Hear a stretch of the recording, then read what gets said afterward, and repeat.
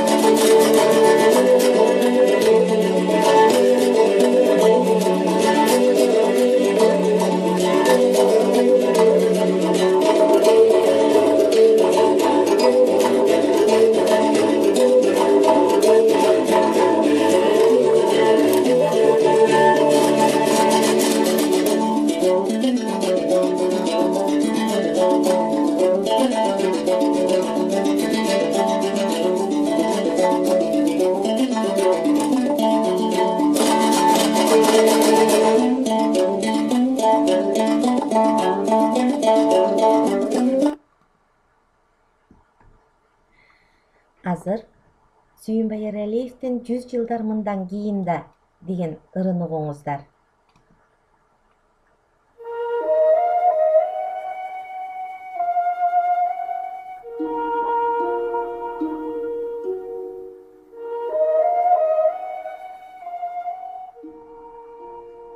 Жүз жылдар мындан кийин да бул тоолор минтип турушат. Андана бизчи адамдар карбас үчүн тырышат.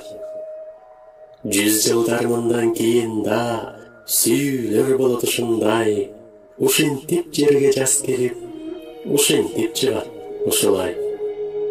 100 жылдар мындан кийин да дарактар желге ыргала, шуудурап турат ушинтип. Биз жокпуз анда бир гана.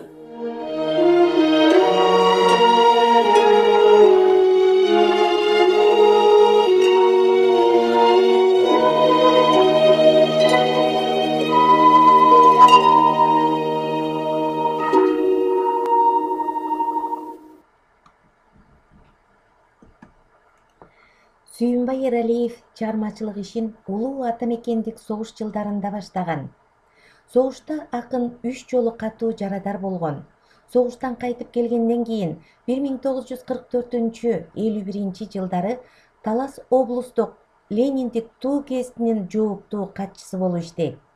Иштеп жүрүп, ыр жазуусун улантып, 1949 жылы биринчи жаңырык, 50 жылы Тууган жер аттуу жыйнактарын жарыкка чыгарат.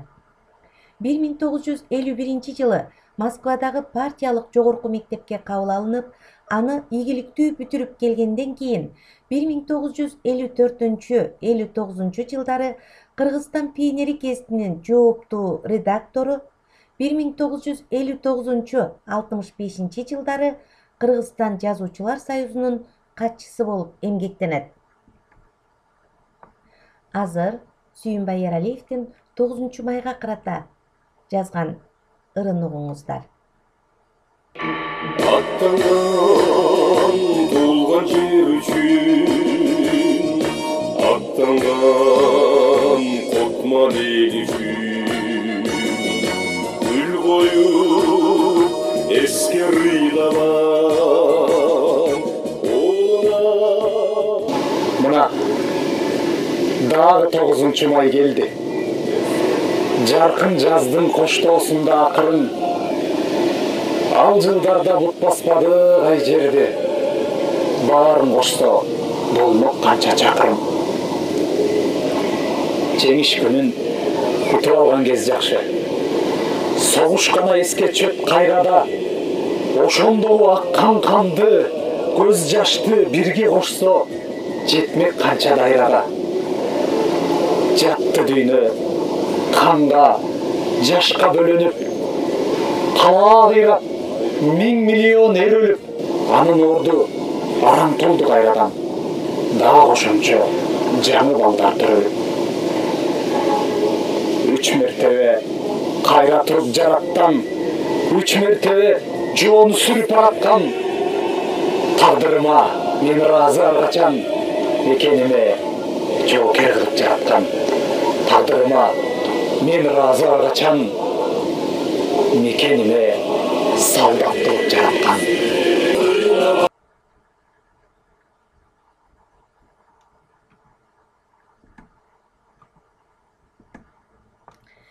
Сүйүнбай Эралиев 1965-67 жылдары СССР Жазуучулар союзунун жогорку адабий курсунда окуган. 1967-1984 жылдары Кыргызстан Жазуучулар союзунун адабий кеңешчиси, 1984 жылы Кыргызстан Жазуучулар союзунун Кыргыз акындарынын ассоциациясынын президенти болгон. Сүйүнбай Эралиевдин Уяң жылдыздар, Ак жыттар, Көк сулуу, Жаңыл мырзанын керези, Кыргыздын кыйырына тараган атактуу Ак мөөр, жалпы адамзаттык татаал проблемаларга арналган философиялык кең масштабтуу Мезгил вокзалы, Кесир инсан поэмалары жана оригиналдуу лирикасы аны кыргыз поэзиясынын туу чокусуна алып чыккан. Сүйүнбай Эралиев 1966 жылы жазылган «Жылдыздарга саякат» аттуу поэмасында биринчилерден болуп кыргыз поэзиясындагы эркин ыр формасын чеберчилик менен пайдаланган. «Жылдыздарга саякат» поэмасы 1967 жылы Югославияда басылып чыккан. Бул поэма кыргыз поэзиясынын өнүгүшүндө этаптуу көрүнүш болуу менен бирге бүтүндөй чыгыш поэзиясында чоң жаңылык болгон. Дүйнөгө белгилүү улуу жазуучу Чыңгыз Айтматов Сүйүнбай Эралиевдин «Жылдыздарга саякат» аттуу поэмасы жөнүндө «Жаңы жээктин ачылышы» деген чакан макаласында Эралиев кыргыз поэзиясынын «Ал гана турсун, мен айтар элем, бүткүл түрк тилдериндеги адабияттын жаңы жээгин ачты» деп жогору баасын берген. Азыр Сүйүнбай Эралиевдин «Булбулдун ыры» деген ырын угуңуздар.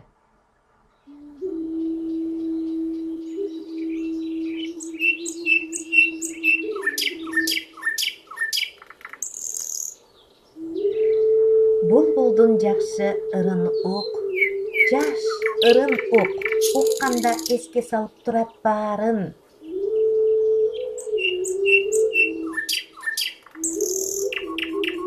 Жылдардын арасында жашырынып, бир калган жаштык сүйүү кураттарын.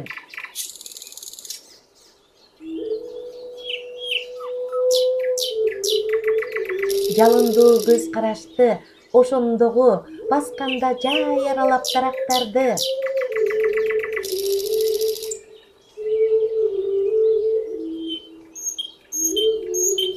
Жүрөктүн жалынын бир кошкондогу кат берип, тең эскерткен барактарды.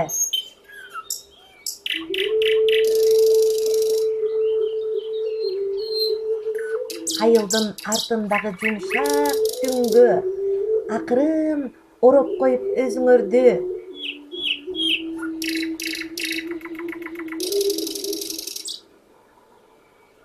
Ай жылдыз жаткан кезде жуушап бирге, алдында ант алышкан сөзүңөрдү.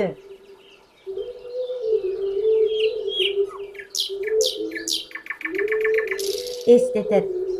Таарынууну, табышууну, уйкусуз мүнөттөрдү санаа баскан.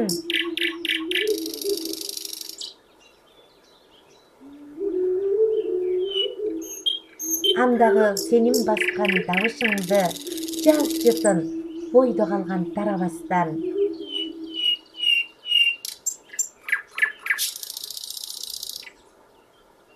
Эстетет баарын сага бүгүн уккула булбул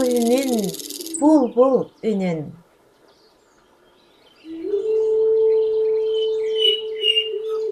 Сүйүнбай Эралиев.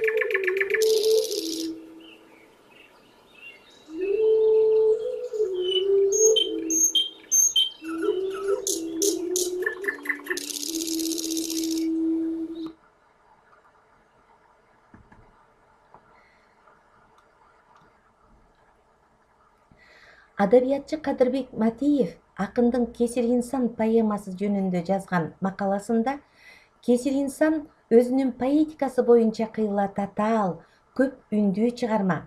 Поэманын бай ыргактары, анын ички музыкалык мукамын, авазын, кыраатын түзүп, акын эркин ырдыда, салттуу ырдыда, уйкаш жана уйкашсыз ыр түзүлүштөрүндө пайдаланып, жаңы мүмкүнчүлүктөрдү ачкан, бейнелүү жаңы каражаттарды, ыкмаларды тапкан, өзүнүн поэтикалык арсеналын байыткан.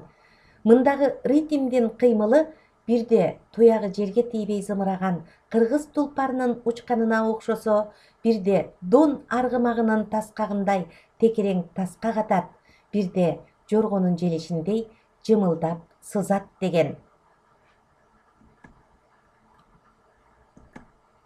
Сүйүнбай Эралиев 1948 жылы СССР Жазуучулар союзунун мүчөсү болгон. 1974 жылы ага Кыргыз СССРинин эл акыны наамы ыйгарылган. Акын 1981 жылы Фадеев атындагы бүткүл союздук адабий сыйлыкка, 1986 жылы Токтогул атындагы мамлекеттик сыйлыкка татыктуу болгон.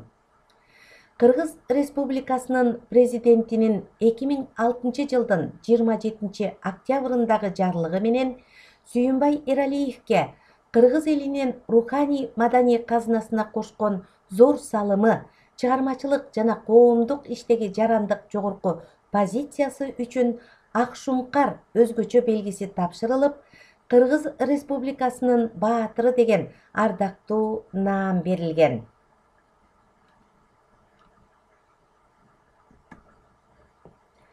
Азыр Сүйүнбай Эралиевдин «Жакшы адамдар» деген ырын угуңуздар.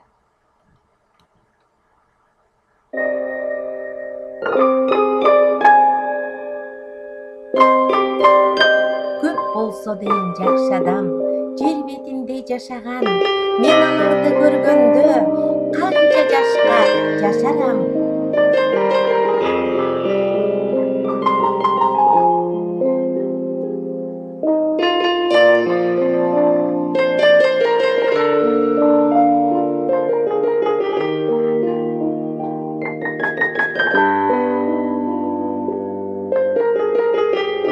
Аялбы же эркекпи, жашпы же бир карыбы, ар жакшынын өзүнчө бар жүзүндө жарыгы.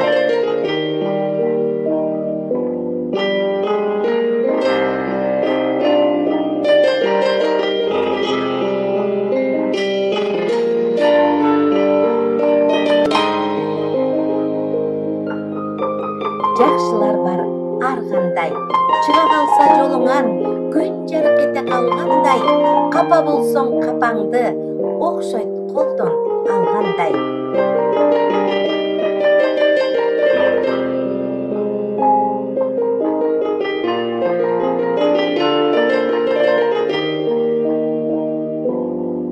Жүрөгү күн алардын, бөлгөн жарык нур шоола, алар жерде бар үчүн.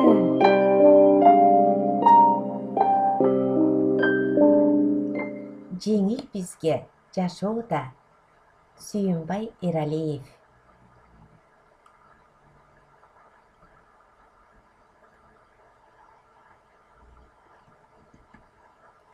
Азыр Сүйүнбай Эралиевдин дагы бир ырын мен окуп берейин.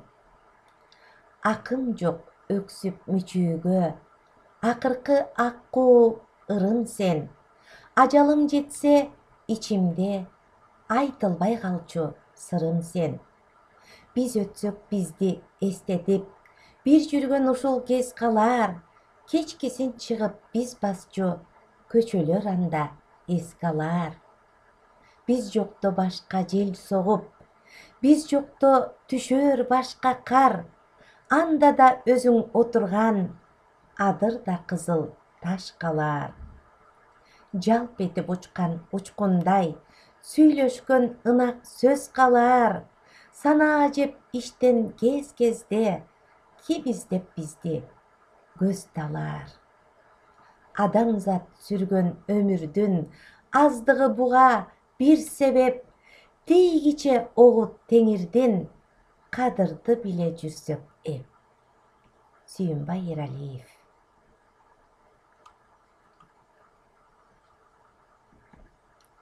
Төмөнкү суроолорго жооп бериңиз.